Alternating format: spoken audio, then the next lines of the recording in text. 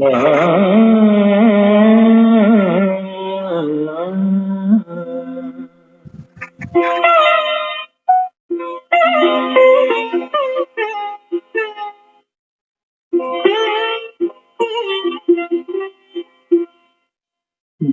ही दिल में ले लिया, मेहरबानी आपकी।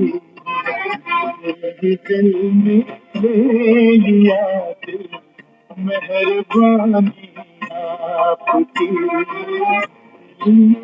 इस काबिल कहाँ है कदरदानी आपकी।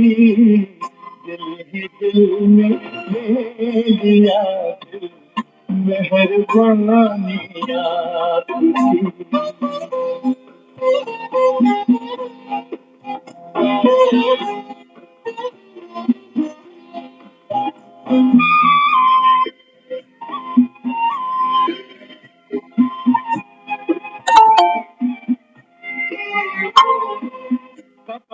पाते होंठ जिसको कह न पाए शर्म से,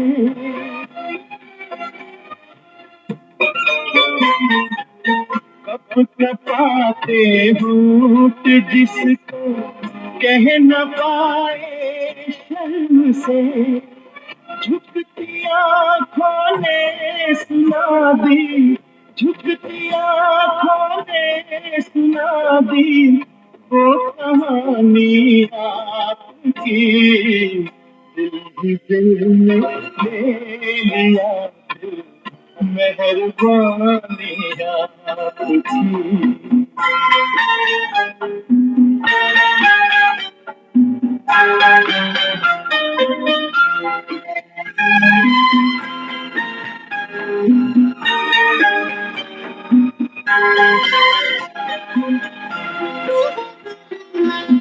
और इस दुनिया में क्या है, और इस दुनिया में क्या है दीद के काबिल भला। और इस दुनिया में क्या है दीद के काबिल भला। एक मेरा दीवानपन है, एक मेरा दीवानपन है, एक जवानी आपकी। दिल ही दिल में ले लिया, मेहरबानी आपकी।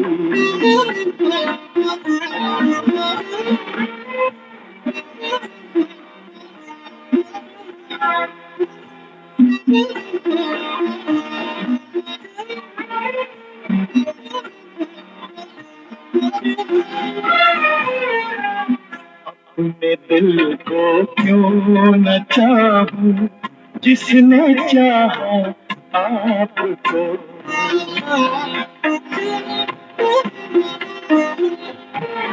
अपने दिल को क्यों न चाहूं जिसने चाहा आपको। अब तो मेरा दिल भी है, अब तो मेरा दिल भी है जैसे निशानी आपकी। दिल ही दिल में ले लिया, मेहरबानी आपकी। दिल में इस काबिल कहाँ है कदरदानी आपकी। दिल ही दिल में ले लिया, मेहरबानी आपकी।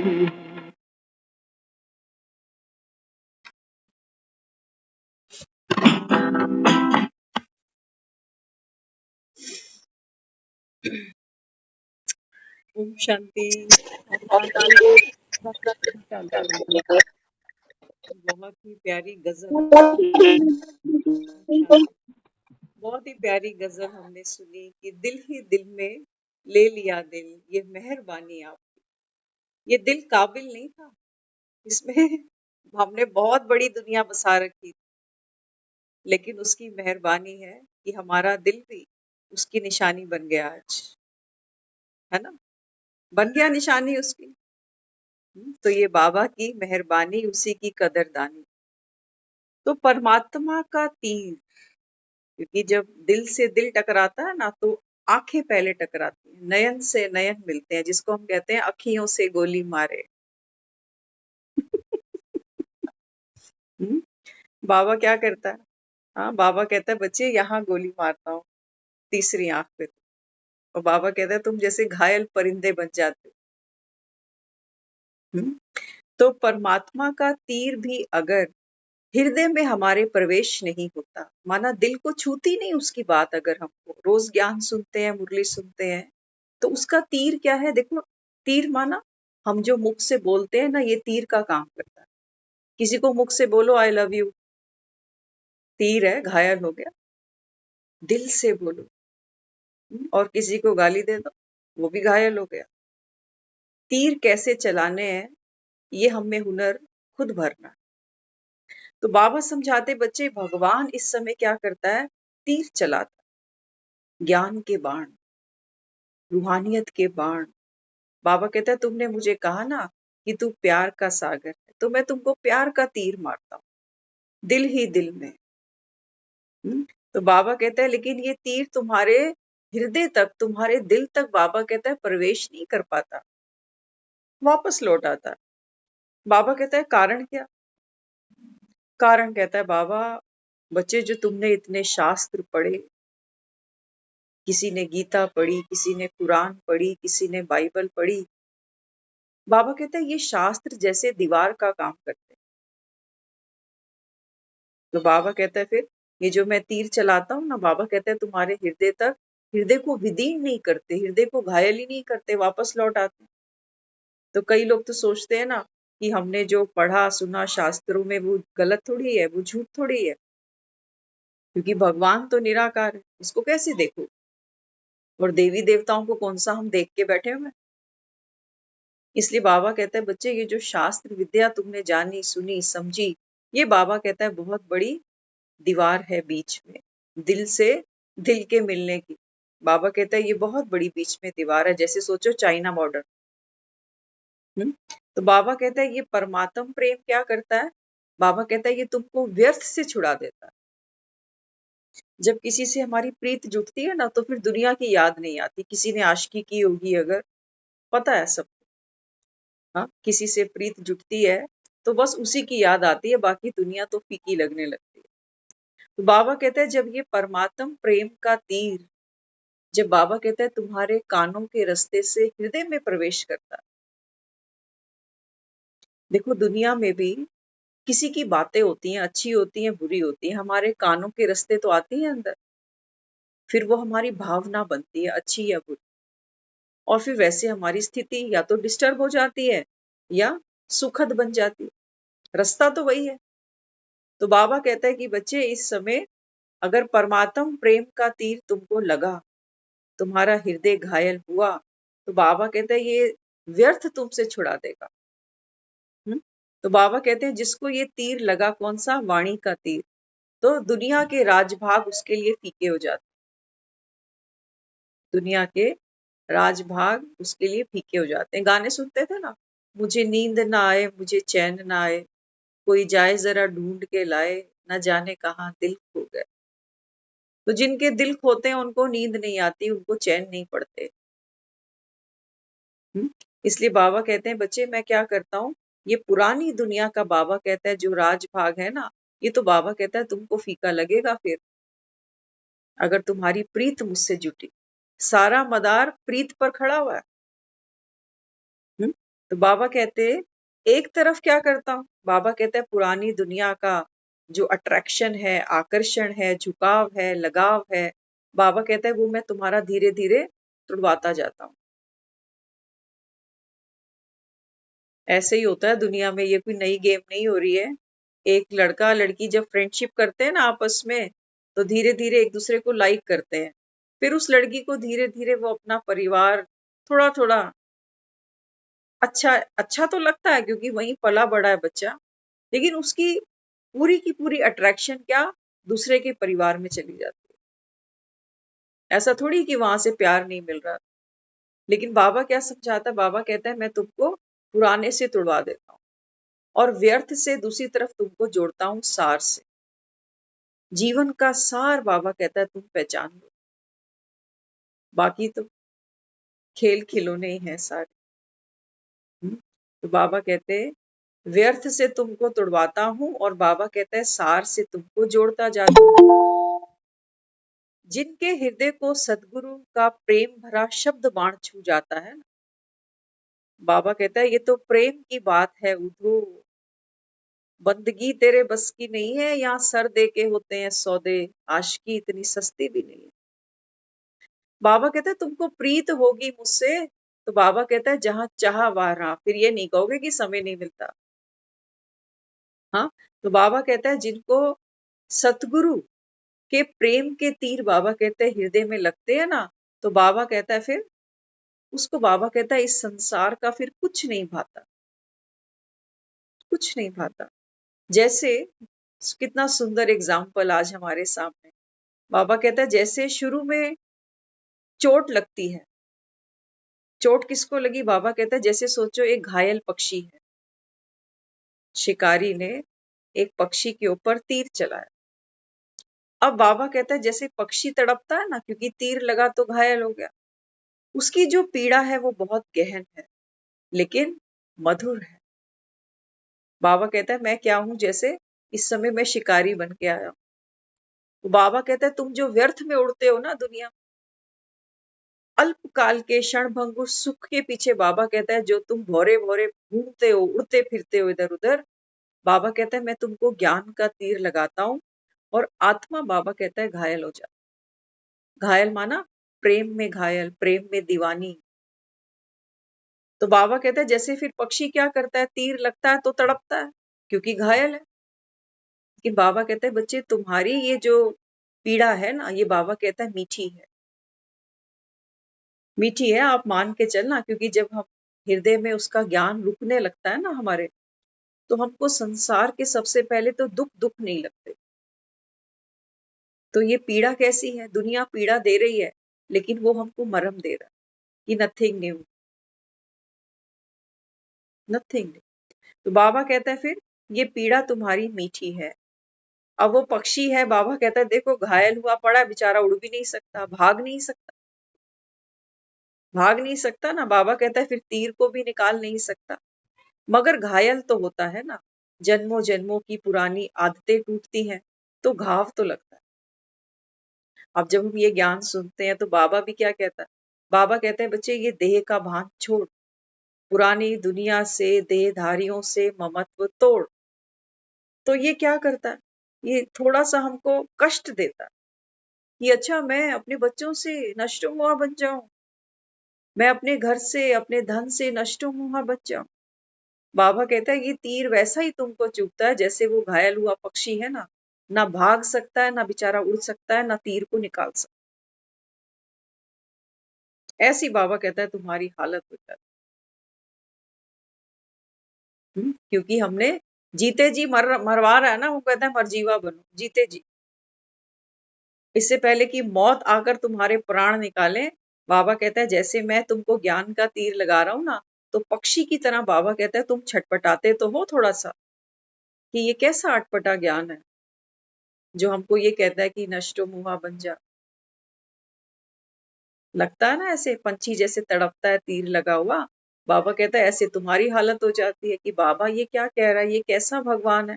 हमने तो झोली में सुख मांगे थे, घर मांगा था, परिवार मांगा था, बच्चे मांगे थे, दोते पोते मांगे थे, धन मांगा था, लेकिन ये क्या कह रहा है? ये तो कह रहा है कि ये सब छोड़ो। ऐसा ही आता है ना मन में, तो फिर कई लोग कहते हैं ऐसा तो भैया ये ज्ञान तो अपने बस की बात नहीं। लेकिन ये सच्चाई है। आज हम एक भोग में गए हुए थे, अब वहां वो जो परिवार बैठा था, वो हम बचपन से देख रहे हैं उस परिवार को, पूरा परिवार, पूरी उनकी रिश्तेदारी बिरादरी सबको देखा, सबसे मिले, बहुत सालों बाद मिले। तो जो उनके बहुत क्लोज यहाँ आते थे, रहते थे, उन्होंने एक चीज हमको बोली। कहते हैं कि जो मोह है ना, ये रुलाता है, बाकी किसी की आंखों में देखो आंसू तो नहीं, हाँ, जो ये परिवार के 10-15 लोग बैठे हैं, हाँ, ये रो रहे हैं।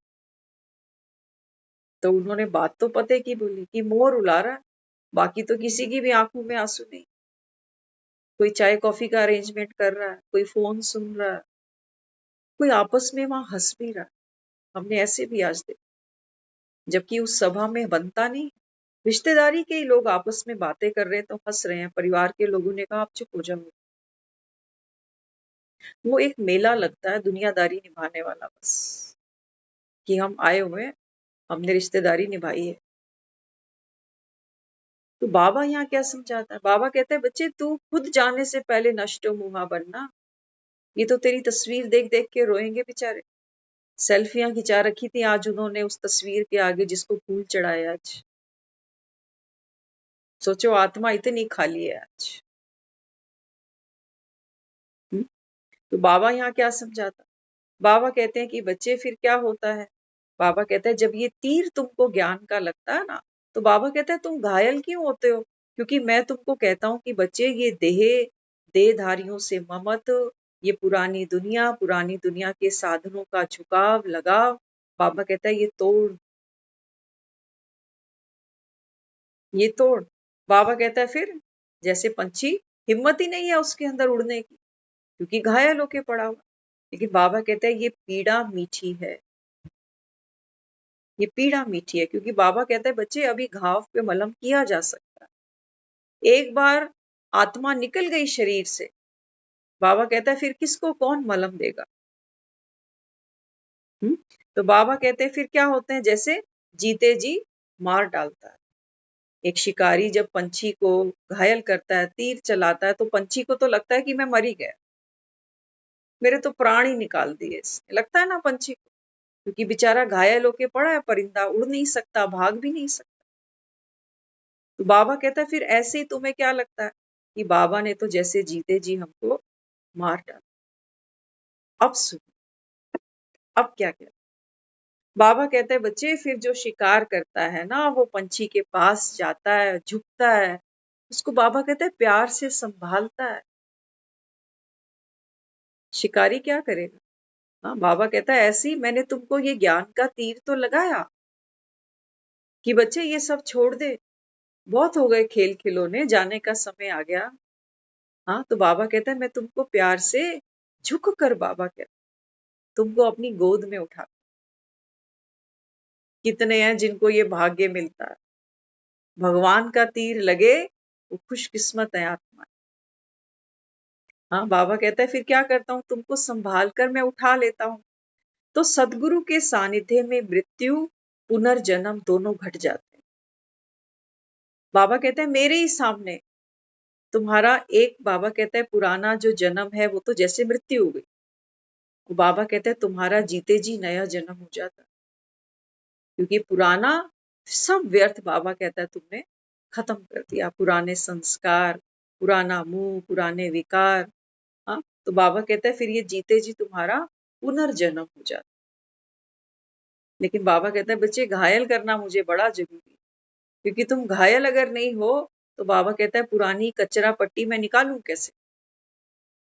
सर्जरी तो तभी होगी ना जब पेशेंट को पहले घायल करेंगे, बेहोश करेंगे, तभी तो सर्जरी होगी। लेकिन बाबा कहता है तुम घबरा ही जाते कि ये तो मार ही डालेगा मुझे, मुझे नहीं सुनना ज्ञान व्यान। अभी कौन सी मेरी 70 की उम्र हो गई, 70 वाले भी ज्ञान नहीं सुनते। कभी अपने आप को झांसा नहीं देना कि एज थोड़ी हो जाए तब सुने। 80-80 साल के ज्ञान में कोई रुचि नहीं है।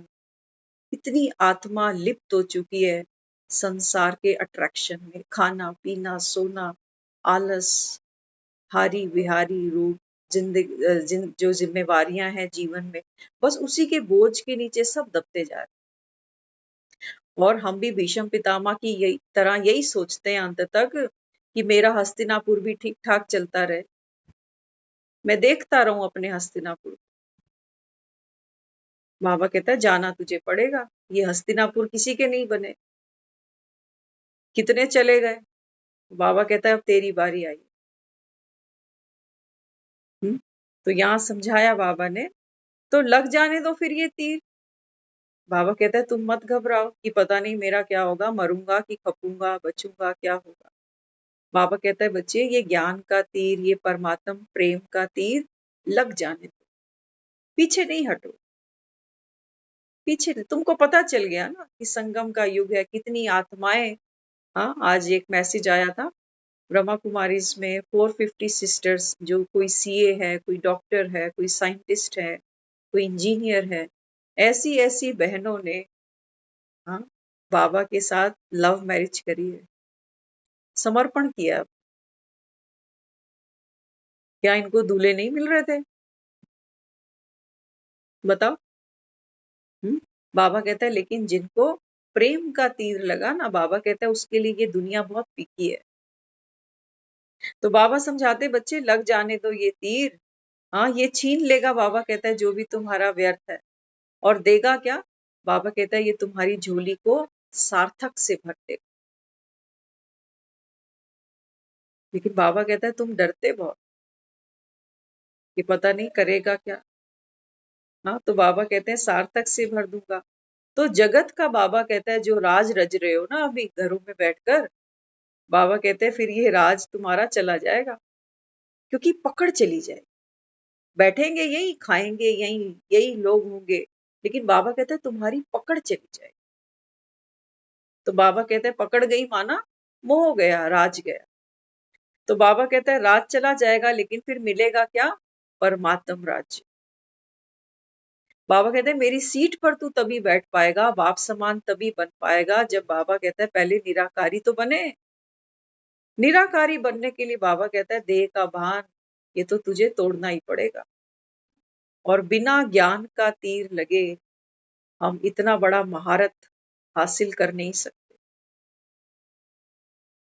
इसलिए ये बाबा की मुरली ना, ये जादू है, ये जादू है। तो बाबा कहते साहस करो बच्चे, हिम्मत करो। दुनिया पीछे करेगी, कहेगी अरे ये क्या तुमने नया शुरू कर दिया। हाँ, दुनिया में सत्संग के नाम पर बहुत कुछ हो रहा था, लेकिन बाबा कहते हैं बच्चे ये सत्य ज्ञान है। इतने कड़े नियम कानून कहीं नहीं है। कितने हमने भक्ति में समारोह अटेंड किए, क्या क्या सुनकर आए। आज भी जो पंडित जी वहां बैठे थे ना भोग में, जो जो सुनाते गए, वो एक एक चीज बाबा जो समझाता है वो बिल्कुल ऑपोजिट सुना रहे। 1 घंटे का उनके पास समय था। आज हमारे मन में एक संकल्प आया। देखो, ये एक ऐसा समय होता है संसार में जहां आत्मा की बात की जाती है। हर आत्मा इस समय दुख में है। यहाँ वो सब तैयार हैं, घर से सब तैयार होके आते हैं कि 1 घंटा इस सभा में बैठना पड़ेगा। होता है ना ऐसे, मोबाइल तक बंद करके बैठते हैं लोग। तो आज हमको ये संकल्प आया कि ऐसी जो परिस्थिति आती है ना, इसमें बाबा की सेवा बहुत आसानी से की जा सकती है। पंडित को भी तो हायर किया है। पंडित भी क्या कर रहा है? गरुड़ पुराण सुना रहा है, 2-3 दृष्टांत वहां से सुनाए, किसी ने सुने नहीं। वो बीच बीच में बार बार बोलो श्री लक्ष्मी नारायण भगवान की जय। चारों युगों का ज्ञान दे रहा है वो। एक युग को कहता है लाखों का है, कलयुग को कहता है 4 लाख का है। आज हमारा मन वहां ऐसा हुआ कि अगर यहाँ हम दीदी को बुलाते किसी, तो अगर वो ये सत्य ज्ञान सुनाती, तो यहाँ सभा में जो 100-200 लोग बैठा हुआ है ना, इनको कुछ मिल जाता आज। ये बेचारे घड़ी देख देख के घर नहीं जाते कि भाई जल्दी चलें, देर हो जाए। कुछ मिलता। शांति देने आए थे दिवंगत आत्मा के लिए, खुद अशांत होके बैठे। तो आज हमें ये संकल्प आया कि ये सेवा अगर बाबा के बच्चों को मिले, क्योंकि हर आत्मा यहाँ रेडी होकर आई है सुनने के लिए, वैराग्य साथ लेकर आई है, भले ही टेम्परेरी से सुनने को आतुर है, क्योंकि मन उस समय हलचल में है, ऐसा क्या करे। तो एक पंडित जी ने आज उनको कहा, कहते हैं देखो रो नहीं, जितना आप रोगे ना, ये आंसू उस आत्मा को आंखों से पीने पड़े। तो उनकी जो बेटी थी वो कहने लगी, रो नहीं, सुना ना पंडित जी ने क्या कहा। देखो पंडित जी की बात पर कितना भरोसा। पंडित जी किसकी अथॉरिटी दे रहा है? शास्त्रों की, कि शास्त्रों में ऐसा लिखा। लेकिन हम, बाबा कहते हैं तुझे भगवान सुना रहे, तेरी अथॉरिटी हायर है कि उसकी हायर है? बाबा कहता है तुम खुद बताओ। तो ये बहुत श्रेष्ठ समय आज ऐसा संकल्प आया कि, क्योंकि कोई नॉन टू सर्कल हो ना तो हम किसी को बिठा भी सकते हैं कि भाई 15 मिनट 20 मिनट ये बहन भी कुछ दिवंगत आत्मा की शांति के लिए श्रद्धांजलि शब्दों के रूप में देना चाहती।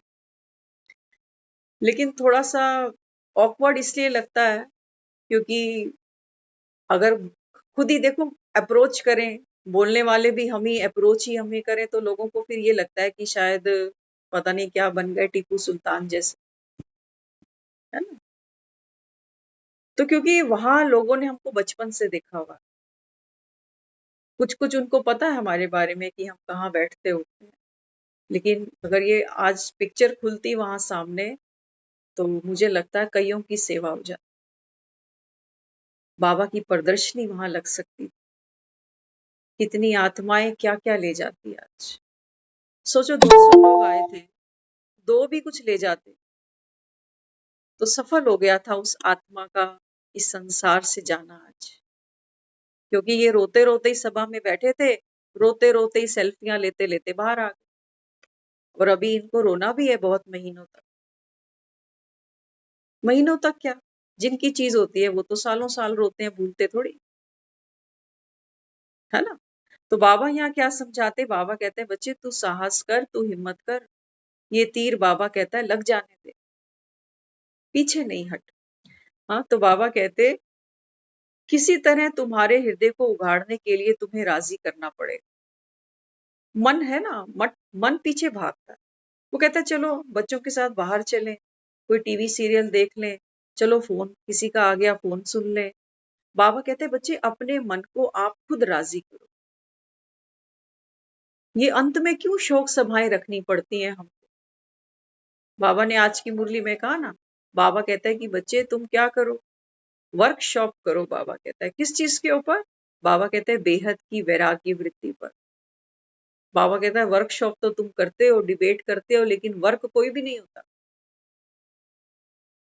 बेहद की वैराग्य वृत्ति हमको जीते जी आनी चाहिए।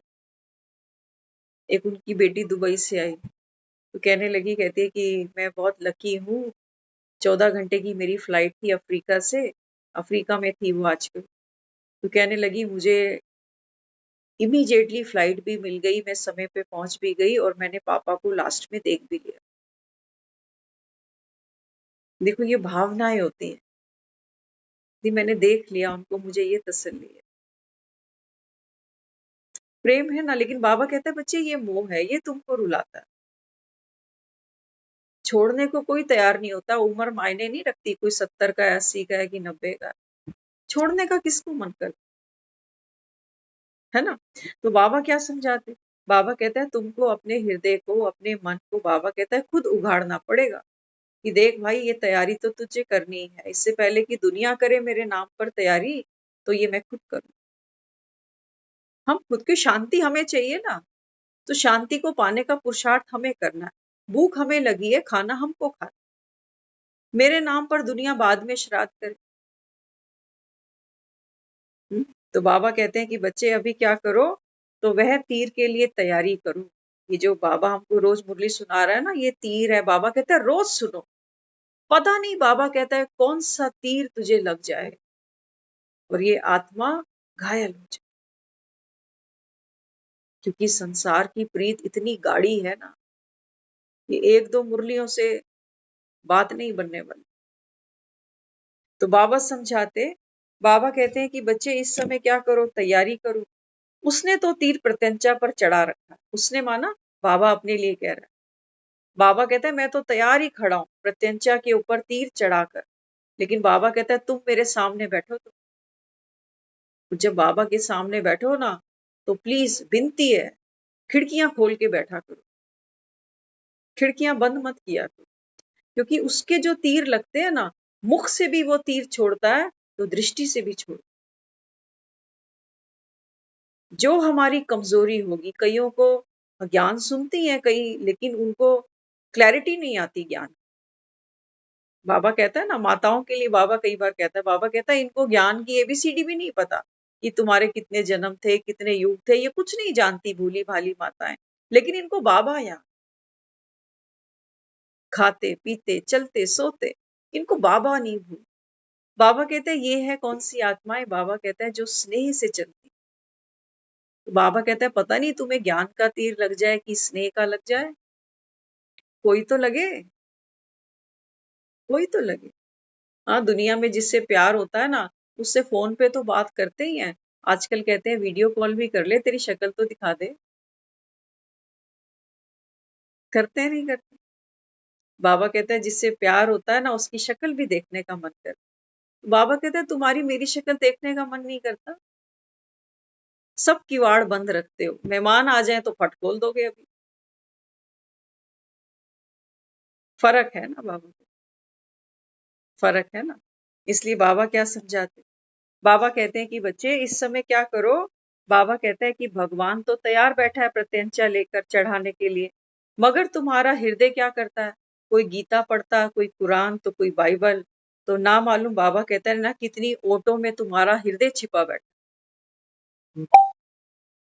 बाबा कहता है मोटी बुद्धि तो होती ही है, लेकिन बाबा कहता है तुम्हारे हृदय में भी देखो कितनी ओटे हैं। तो बाबा कहता है मेरा ये तीर फिर लगता नहीं है, तुम वापस लौट आता है। थोड़ी देर मुरली सुनते हैं, बड़ा नशा चढ़ता है। फिर धीरे धीरे बाबा कहता है बस यहाँ से गए, यहाँ की यहीं रह गई। इसीलिए कहते हैं बहुत कठिन है डगर पनघट की, झटपट भर लाओ जमुना से मटकी। बाबा कहता है मैं चला गया, फिर तुम्हारी मटकियां, ये बुद्धि रूपी मटकी, बाबा कहता है खाली रह जानी है। फिर दुनिया से पूछते रहना कि क्या करें, ये दुख आ गया। तो बाबा समझाते हटा दो ये दीवारें, मेरे बच्चे, मेरा घर, मेरा परिवार। बाबा कहते हैं बच्चे ये दीवारें हटा दो, ये दीवारें एकदम से गिरेंगी। आज वो जो उनकी युगल थी ना, वो क्या कह रहे थे, हमारे साथ ही हम वहीं बैठे थे उनके साथ, वो बताते हैं 50 ईयर्स हो गए हमारी शादी को। तो कहने लगे, कहते हैं इनकी जगह मैं चली जाती। बाबा कहते हैं यही तो नहीं हो सकता, ये नहीं हो सकता। हमारा दिल बहुत करता है, जो हमारे बहुत नियरेस्ट डियरेस्ट होते हैं, हम सोचते हैं इसकी परेशानी, इसका रोग भगवान मुझे दे देता। कई बार कह जाते हैं इसकी आई मुझे आ जाती, कई बार कहते हैं। कि बाबा कहते हैं बच्चे ये उसूल नहीं है। बाबा कहते हैं ये ड्रामा में हो ही नहीं सकता, ये असंभव। तो अब देखो वो जो आत्मा बेचारी अब जिएगी जीवन, परिवार पोते पाते सब कुछ है उनके पास, लेकिन एक दांत जो टूट गया उसकी जगह कौन देगा। जीना तो पड़ेगा जीवन, लेकिन कैसे जिए, रोकर, हताश होकर, उदास होकर। बाबा कहता है बच्चे क्या तुमको पता नहीं सबने जाना है, जा पता नहीं। हमारे घर में वो कितनी बार आते, उनके जो मदर हैं, कितनी बार हमको समझाते थे। दूसरों को समझाना कितना आसान होता है, लेकिन खुद समझना कितना मुश्किल लगता है। लगता है ना, दूसरों को समझाना बहुत आसान है, लेकिन समझना बड़ा मुश्किल। तो इसलिए बाबा समझाते, बाबा कहते हैं कि बच्चे उतर जाने दो ये तीर तुम्हारे हृदय में, झरने फूट पड़ेंगे। बाबा कहते हैं तुम लॉस पे नहीं जाने वाले। बाबा कहते हैं तुम्हारे जीवन में सुख के, शांति के, प्रेम के, आनंद के झरने फूट पड़ेंगे। हाँ, तो बाबा कहते हैं सिर्फ उनकी का काम सवरा। बाबा कहते हैं सिर्फ संसार में भक्ति में लोग कहते हैं ना कि भगवान आए तो हमारे काम सवारे, हमारी बिगड़ी सवारे। बाबा कहते हैं बच्चे इस संसार में केवल उन्हीं के काम सवरे हैं। हाँ, किनके? बाबा कहते हैं जो सतगुरु के चरणों में मर गए और फिर जी गए। बाबा कहते हैं पहले तुमको मरना पड़ेगा इस देह के भान से, पुरानी दुनिया से, फिर बाबा कहता है मैं तुमको नया जीवन दे दूंगा कि तू तो आत्मा, ब्राह्मण आत्मा, विशेष आत्मा। बाबा कहता है ये तुम्हारा नया जन्म हो जाएगा। तो बाकी संसार तो देखो रोता ही रहता है। बाकी संसार बाबा कहता है देखो रोता ही आता है, रोता ही जाता है, आना और जाना, रोना और रोना, बाकी सबके हाथ कुछ नहीं लगता। बाबा कहता है ये दुनिया के हाथ कुछ नहीं लगेगा, कुछ भी नहीं लगेगा। हम किसी से कल बात कर रहे थे इस फैमिली के बारे में, तो कहने लगे देखो इनके पास पैसा था ना, तो 16 साल इन्होंने कैंसर के साथ निकाल लिए। लोगों की सोच देखो आप। हमने उनको बोला, मैंने कहा पैसा आज क्या खत्म हो गया? आज तो और पैसा बढ़ गया, अब क्यों नहीं रोका फिर? अब क्यों नहीं रोका? तो कहने लगे हाँ ये बात तो सही है। मैंने कहा उनका जीवन था इतना, इसीलिए वो चलते गए 16 साल पोस्ट कैंसर के साथ। अब क्यों नहीं है पैसा? अभी भी पैसा है, बच्चे खूब कमा रहे हैं, खूब रेंटल इनकम है उनके पास, बहुत कुछ है, कितनी प्रॉपर्टियां पड़ी हैं दाएं बाएं। ऐसा थोड़ी कि पैसा खत्म हो गया, अभी तो प्रॉपर्टी के रेट और चढ़ गए।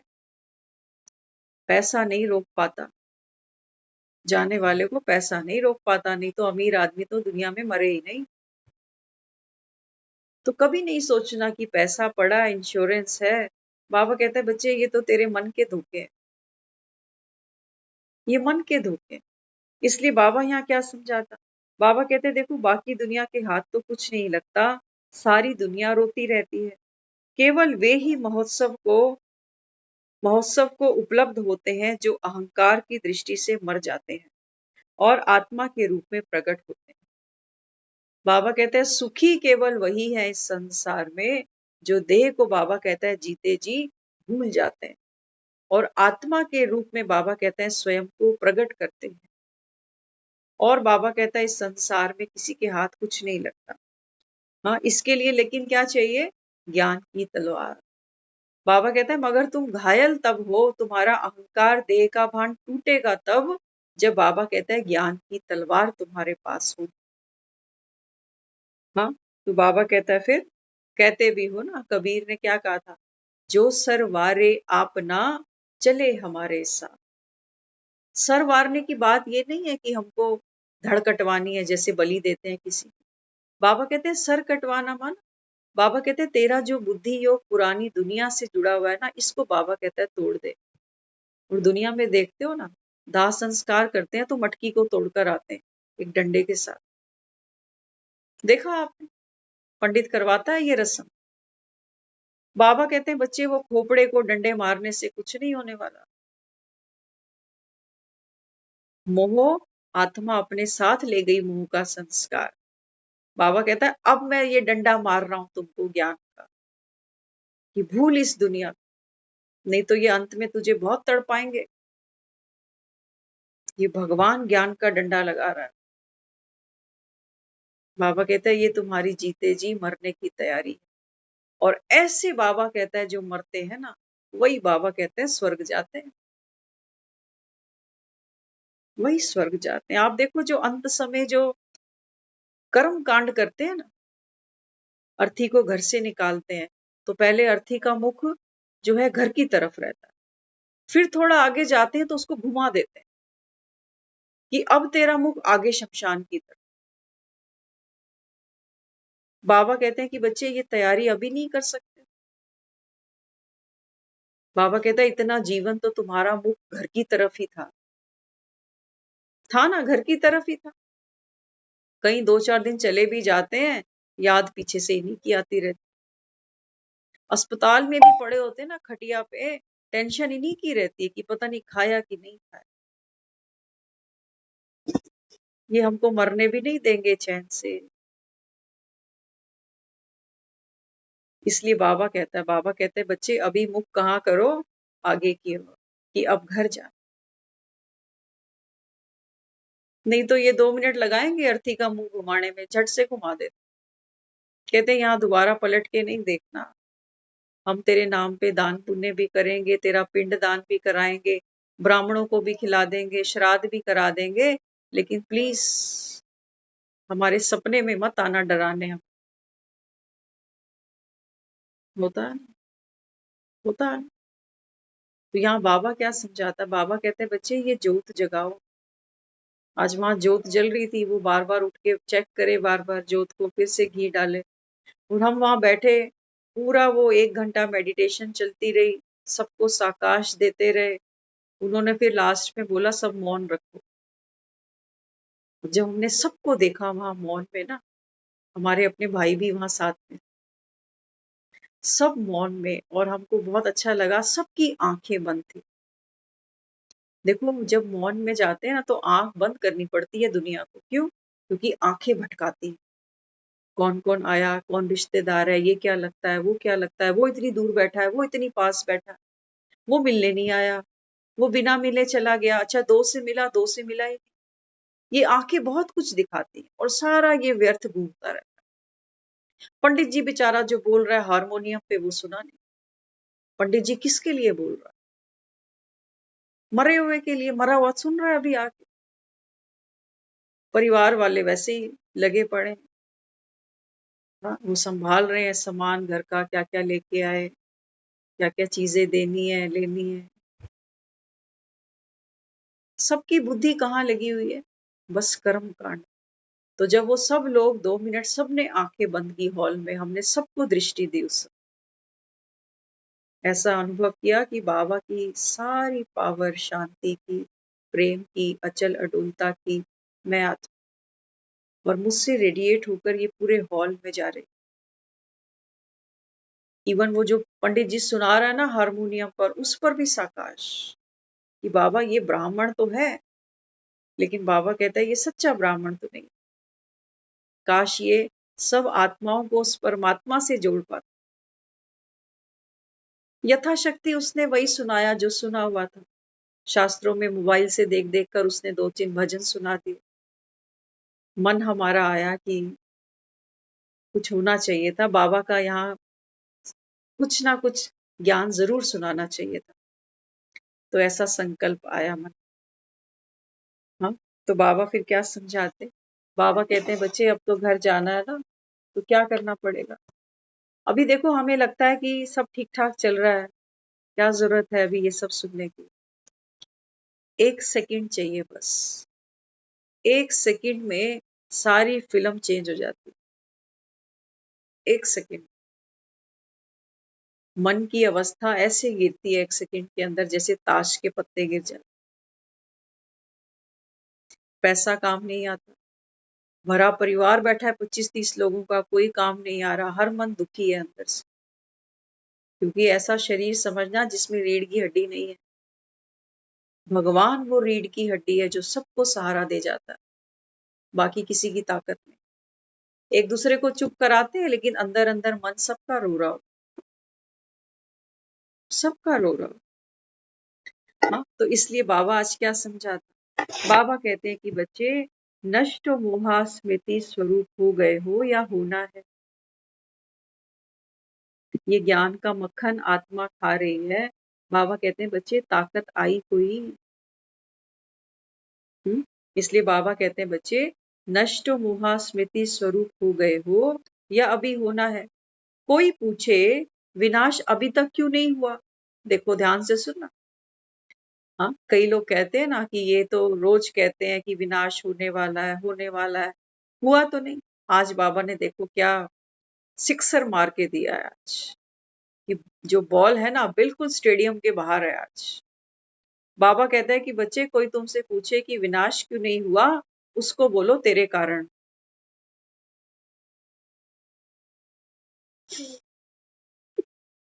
हाँ, बाबा कहता है कोई तुमसे पूछे कि तुम तो कहते हो ना कि विनाश होगा, तो क्यों नहीं हुआ? बाबा कहता है उसको बोलो विनाश नहीं हुआ, इसका कारण तो आप हो। आपके कारण विनाश नहीं हुआ। हाँ, विश्व के कल्याण में आप जैसी आत्माओं का कल्याण अभी रुका हुआ है। अभी तुम नहीं मिले हो उससे जो सबका कल्याण करने आया हुआ है, इसलिए विनाश रुका पड़ा है। तो मिल उससे, कर 7 दिन का कोर्स। देखो, है किसी के बाप की ताकत है, इसीलिए हम उसको सैल्यूट मारते हैं। कई बार वो मुरलियों में कुछ ऐसा दे के जाता है ना, सचमुच। बाबा कहता है देख लो, ये याद करना, दुनिया आपसे पूछेगी विनाश कब हो रहा है। आपको भी 2 साल हो गए अनीता दीदी, कोई पूछेगा अभी तक तो हुआ नहीं विनाश। बाबा कहता है उसको बोलो तेरे कारण रुका हुआ है, क्योंकि भगवान तो सर्व का कल्याण चाहता है ना, तो आपका अभी हुआ ही नहीं, इसीलिए तेरी वजह से अभी रुका पड़ा है। तो तू जाके कोर्स कर, 7वें दिन विनाश हो जाएगा। तो जब उस आत्मा को तीर लगेगा ना, तो व्यर्थ का विनाश तो हो जाएगा। ये व्यर्थ ही तो गिराने आया है। बाकी वो कहता है ये थोड़ी कि दुनिया खत्म हो जाती है, दुनिया नहीं, बाबा कहता है कलयुग फिर जाएगा, सतयुग आ जाएगा। लेकिन बाबा कहता है वो आएगा कब? जब बाबा कहता है तुम कलयुग से मोह तो छोड़ो। एक तरफ कहते हो भव से पार उतार दे, दूसरी तरफ बाबा कहता है ये हस्तिनापुर तुमको बहुत अच्छा लगता है। हस्तिनापुर से बाबा कहता है तुम्हारा मोह भंग नहीं होता, और पड़े हुए हो, तीर भी चुभते जा रहे हैं। तीर चुभ रहे हैं ना, भीष्म पितामह को दिखाया तीर की शैया पर लेटा हुआ। कौन सी शैया है बाबा? बाबा कहते हैं बच्चे वही तो तुम्हारी शैया है। चिंताओं के तीर चुभ रहे हैं, चुभ रहे हैं ना। दूसरी आत्माओं के जो स्वभाव संस्कार टकराते हैं, उसके भी तीर चुभ रहे हैं। किसी ने क्या बात कही, किसी ने क्या कही, अपने अपने जो कर्म भोग सामने आते हैं, वो तीर भी चुभे पड़े हैं। किसी के साथ कोई बीमारी है, तन पर रोग है, वो तीर भी चुभा पड़ा। मृत्यु का भय है, वो तीर भी चुभा पड़ा। बीमारी पर पैसा खर्च जाता है, वो भी तीर चुभता है। सेवा कोई करता नहीं, वो तीर भी चुभता है। मरने के बाद कहाँ जाऊंगा, वो तीर भी चुभता है। तो बाबा कहता है तुम ही तो हो भीष्म पितामह, तुम ही तो हो। बाबा कहता है फिर इस समय बाबा कहता है मैं तुमको ये ज्ञान का अमृत पिलाता हूँ, और तुमको इस तीरों की शैया से उठा देता हूँ, उठ यहां से। यही तो दिखाया घायल परिंदा, तीर लगे हुए हैं। बाबा कहता है मैं ही तुमको ये ज्ञान का तीर मार, जिससे आत्मा संपन्न बनती है, संतुष्ट बनती है, तृप्त हो जाती है। पानी पीने से तृप्ति मिलती है ना आपको। बाबा कहता है ये बात है ज्ञान तीर। ज्ञान के तीर से बाबा कहता है आत्मा तृप्त हो जाती है। तो जब इन बाणों की शैया से उठती है, तो बाबा कहता है फिर से उड़ जाती है। जैसे घायल परिंदे को कोई प्यार से मलहम पट्टी करे और परिंदा फिर से उड़ जाता है। तो बाबा कहता है बच्चे उड़ना है ना अभी तुमको, या रेंग रेंग कर बाबा कहता है दुनिया से जाओगे। क्योंकि शरीर में इतनी आसक्ति होती है ना, आत्मा छटपटाती है जब शरीर छोड़ना होता है। दुनिया कितनी बार मुंह में गंगा जल डालती है, कितनी बार लोग तुलसी का पत्ता ले आते हैं, कितनी बार कहते हैं इसके हाथ से दान कराओ, ये जाने वाला है, लेकिन वो जाता ही नहीं। घर के ही दुखी हो जाते, कहते यही सब चल रहा है कई दिन से, लेकिन इसके प्राण पता नहीं कहाँ अटके पड़े। इसलिए बाबा कहता है बच्चे ये ज्ञान का तीर लगने देना। रोज रोज बाबा कहता है अंत समय तक, पता नहीं किस क्षण बाबा कहता है ये परिंदा उड़ जाए। लेकिन उड़ो कैसे? बाबा कहते हैं मस्ती में उड़ान, दर्द के साथ नहीं उड़ना, पीड़ा के साथ नहीं उड़ना, अभाव के साथ नहीं उड़ना, अशांति के साथ नहीं उड़ना। शांति का संदेश बाबा कहता है देकर उड़ना, कि मैंने तो जो पाना था सो मैंने पा लिया। मेरी ये यात्रा सुखद थी, हैप्पी थी, कंप्लीट थी। ऐसे बाबा कहता है दुनिया से जाना, कि तुम्हारे पीछे तुम्हारे लिए कोई शोक सभा नहीं हो। दुनिया दर्द ना माने तुम्हारे जाने कि बेचारा चला गया। तो बाबा समझाते, तो उसको हम जानते हैं, आप भी आगे चल के जानोगे। बाबा कहता है जब कोई पूछे कि विनाश क्यों नहीं हुआ, तो बाबा कहता है कारण तो तुम ही हो, क्योंकि तुम्हारा अभी कल्याण रुका हुआ है। तो बाबा कहता है उनको बोलो कि उस ईश्वर को, उस परमात्मा को हम जानते हैं, आगे चलकर आप भी जान जाओगे। मकान बनाना विनाश के कारण घबराने की बात। बाबा देखो अपने बच्चों को क्या कहते हैं। बाबा कहते हैं बच्चे अगर आपको मकान बनाना है तो बना लो, ये नहीं सोचो कि विनाश होने वाला है तो मकान क्यों बनाओ। बाबा कहता है बनाओ, घबराओ नहीं, जो होगा बाबा कहता है ये कल्याणकारी। हाँ, तो बाबा कहता है बाकी रही शादी कराने की, क्योंकि कई ज्ञान में चलते हैं जो बैचलर भी होते हैं ना, हाँ, तो वो सोचते रहते हैं करें कि नहीं करें, करें कि, दुनिया के हालात देखते हैं तो सोचते हैं कोई होना तो चाहिए पीछे आगे, कल को ये मकान, ये प्रॉपर्टी किसको सौंप के जाए। होता है ना मन में कि मेरा वारिस कौन होगा, मेरा कुल कौन चलाएगा। बाबा कहते हैं बच्चे कुछ बचना ही नहीं है, अब तो कुछ नहीं बचेगा। तो इसलिए बाबा समझाते, बाकी रहा शादी कराने का, तो जहां तक स्वयं को अन्य आत्माओं से बचा सकते हो तो बचाना। देखो बाबा, दुनिया में हम कहते हैं कि कोई बाप बेटी को नहीं बिठाता, कहते हैं ना बड़े बड़े राजाओं ने बेटी नहीं बिठाई, लेकिन वो क्या कह रहा है, वो सृष्टि का पिता, वो परम पिता परमात्मा जिसको हम भगवान कहते हैं, वो कहता है कि बच्चे इस समय कलयुग में किसी के साथ, बाबा कहता है फेरे लेना, गठबंधन में जाना, बाबा कहता है ये जैसे क्या होगा, दूसरी आत्माओं से, बाबा कहता है जो तुम्हारे कार्मिक अकाउंट है ना, ये बाबा कहते हैं बढ़कर बढ़ते जाएं। पहले पति, फिर पति का परिवार, फिर बच्चे। बाबा कहता है फिर ये ज्ञान कहाँ सुन पाओ। चक्रयुग में तो बाबा कहता है तुम और अंदर जाते जा रहे हो, मैं तुमको निकालने आया हूं, तुम, बाबा कहता है, और अंदर जाते जा रहे हो। इसलिए बाबा कहता है बच्चे, अगर बचा सको तो बचा ले, लेकिन फिर भी, क्योंकि अब अगर हम शिवानी दीदी की भी बात करें ना, तो शिवानी दीदी ने भी ज्ञान को सुना। शिवानी दीदी भी मैरिड है। देखो पार्ट है हर आत्मा, लेकिन मैरिड होने के बाद भी आज उनकी लाइफ बैचलर। सबका अपना अपना पार्ट है। बाबा कहता है कई ज्ञान में तब आएंगे जब गृहस्थी होगी, उनका ये पार्ट होगा। तभी तो हम कहते हैं ना आध कवारी। आध कवारी का मतलब क्या? आध कवारी का मतलब ये है कि गृहस्थी जिसने जमा ली, वो भाई भी है, वो बहन भी है। अब बाबा कहता है आध कवारी बनने के बाद, माना गृहस्थ जीवन के बाद, अब वो आत्मा जब ज्ञान सुनती है ना, इसको हम कहते हैं आध कवारी। और फिर गुफा में कौन दिखाई? गुफा में वैष्णव माँ दिखाई, कुंवारी कन्या। तो बाबा कहता है फिर कहाँ जाते हो, झोली कहाँ भरते हो? बाबा कहता है वहां। जैसे मम्मा का एग्जाम्पल देता है ना बाबा, बाबा कहते हैं बच्चे कल्याण तो माताओं कन्याओं के द्वारा ही होना है बस। क्योंकि कल की परसों की मुरली थी ना, बाबा ने बोला जब भारत को आजाद कराना था 1947 में, तो बाबा कहते हैं मेजोरिटी भाइयों की थी जिन्होंने शहीदी दी। लेकिन बाबा कहते हैं यहाँ संगम युग पर मेजोरिटी किनकी होगी? माताओं की, कन्याओं की। क्योंकि इस समय बाबा कहता है तुम भारत माताएं हो, जो बाबा कहता है माया के विकारों की जंजीरों में जकड़ी हुई हो। कहते थे ना वो वंदे मातरम, बाबा कहते हैं ये बात तुम्हारी है, तुम भारत की माताओं की बात।